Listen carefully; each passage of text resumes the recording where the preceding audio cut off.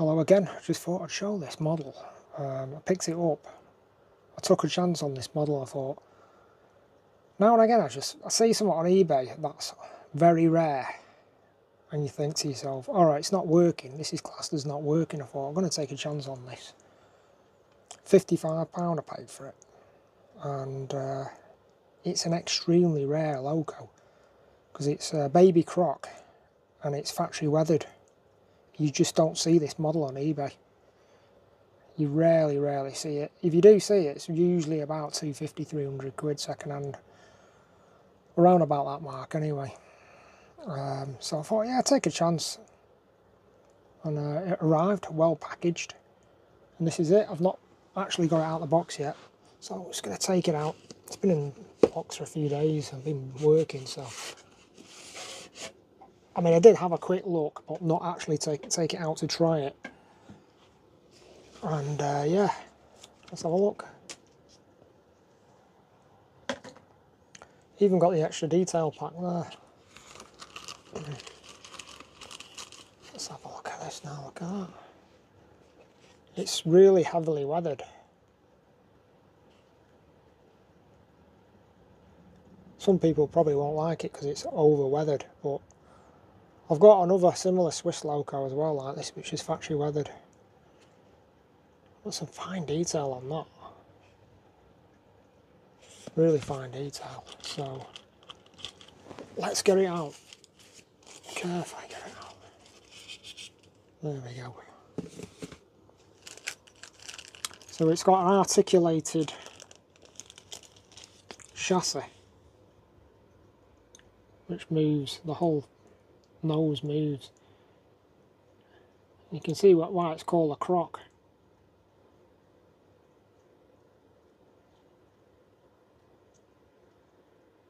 That looks nice. Everything looks intact. Doesn't even look like it's been used, to tell you the truth.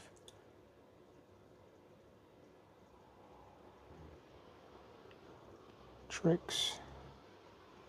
All looking good. So, there's no digital chip on that. It's analog only. I'm just going to test this loco in analog mode. So put the DCC Comsets Rolling Road on here, or I could just, tell you what, just let's put it on the track. See what happens there now. So,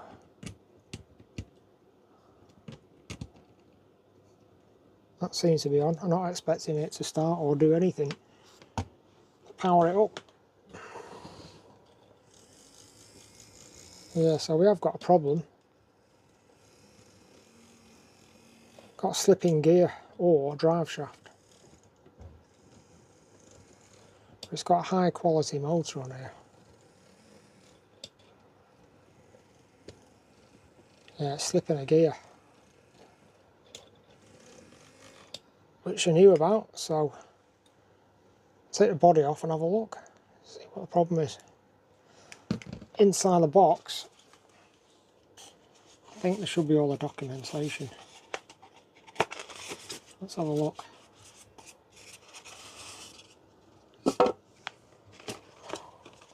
So all the documentation is here, so got loads of it. Exploded view. Hang on, here we go.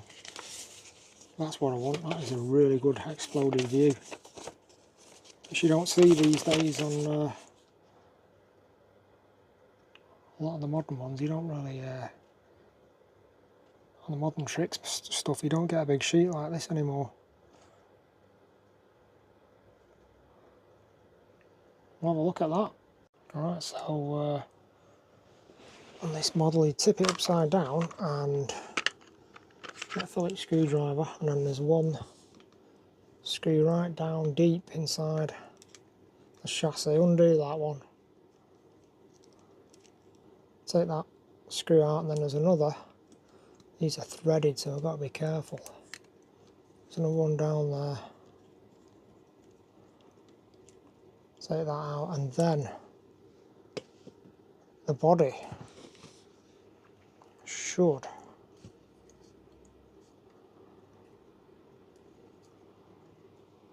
pop off, but it's doesn't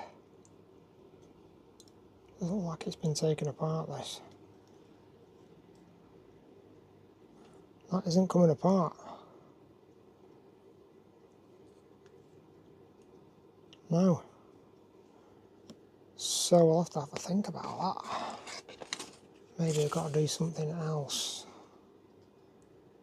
There's 3 or 4 other screws which have probably got to come off. So, actually no, that body, the sensor part should, that's just, oh, here we go, here we go.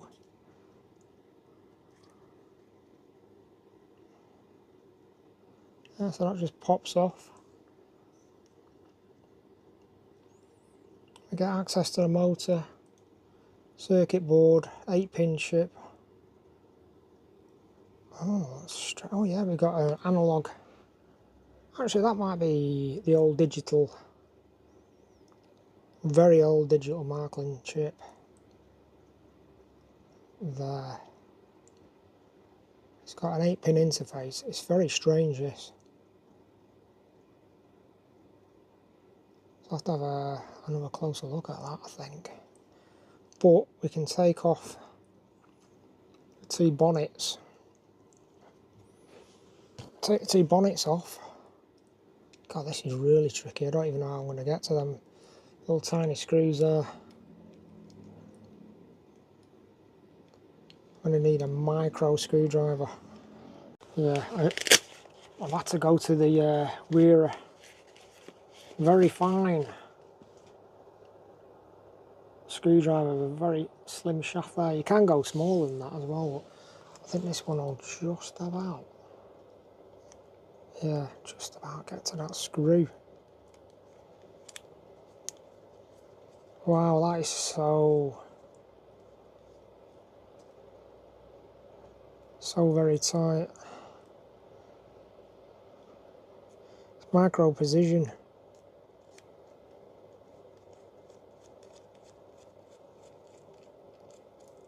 There we go, that's 1, 2. These are threaded as well, you've got to be so careful.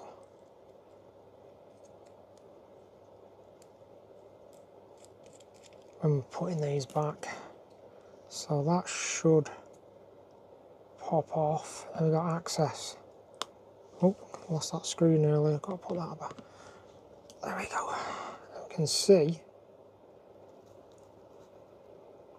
the worm gear, drive shaft, something's slipping in there. Probably the shaft on the motor's come loose. And then again, turn it around, same as. You can just move that gear in slightly. 1, 2, 3, 4.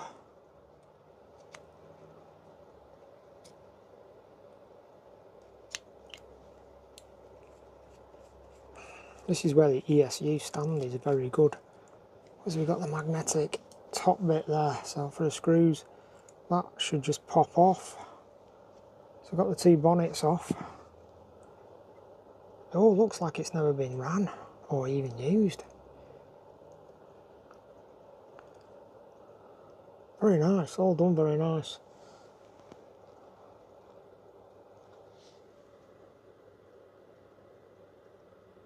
Yeah. Let's get it on the test track again. Right, so got it on the test track. I'm going to fire the power up for it. Both drive shafts are moving and driving the wheels, or the worm gear. But something's slipping on the worm gear. So I don't know what that is. Right, so I ended up putting the model back together. So I'm going to do this model at a later date, because it's so intricate and so complex to take apart. And I basically just need to study it and do some more research on what part's gone. And I think it's the gearing below the worm gear that's got a problem with it, on the shaft probably, or on the gear itself. That one there. I'm not 100% sure, but I'm going to order some gears for it anyway. It's worth doing because it's immaculate. The model is absolutely immaculate. So that's that. Put that back into storage or put it on the display shelf for now. Just got some other things out. These, bought some items off Amazon. You know, a packet of these bottles, various different sizes, and you get various different needle valves, different sizes, different lengths and caps, and you can sort of customise each bottle to what sort of cap or angled cap valve you want. So I thought, transfer the Goo-Gon into one of these bottles so it's much more easily manageable, and you're cleaning the track with a track wagon and putting it in the track wagon, etc. When you tip one of these bottles over, even if the cap's off, it doesn't really come out. It's because of the way the needle's situated on the top of the bottle. It's really good. I've done the same with the ESU fluid, transferred that into another bottle, marked it out, got a nice needle valve there. That needle valve will enable a syringe to go in, and then you can pull out and draw exactly the amount of fluid, correct amount of fluid you want for whatever loco, for any of the steamer locos, smoke effect locos, etc. And just put it back into its holder. I thought, yeah, that's another problem solved. Also use these holders as well, EBMA, hobby.co.uk. There's loads of these on eBay, but these are handy, these little base units for holding bottles, really good. I've also bought a cleaning brush from Hobbycraft UK. That's the old one. The new one's longer and it's actually bigger as well, so you can reach better with this one. So it's ideal for cleaning stock on your layout, and it's also good for cleaning keyboards, etc. Computer keyboards. Use it with a hoover, a low powered hoover, and it's ideal. And you know, like for getting in detail, say on something like that, if you run it along, you can see all the detail. It just gets into all the detail. Beautiful. Not causing any damage, and you can use that with a low, like I say, a low powered hoover, which I've got, which is a Makita cordless hoover. So that's that. Got all the TGVs out.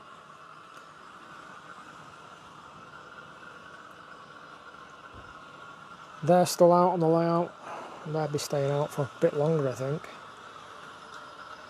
I've got a lighting failure on the layout. The LED light fitting's gone, but it is repairable. But I'm going to replace it with another type of high frequency LEDs, light fittings, which are dimmable, and I've got different lighting effects on them. So that's another project which I'm going to experiment with. But the layout is quite dim at this end. I got used to it though. The low lights, like half power lighting. But the idea is when I get the proper dimmable LEDs, I can get it to the right effect I want, in conjunction with the LEDs that run down the side.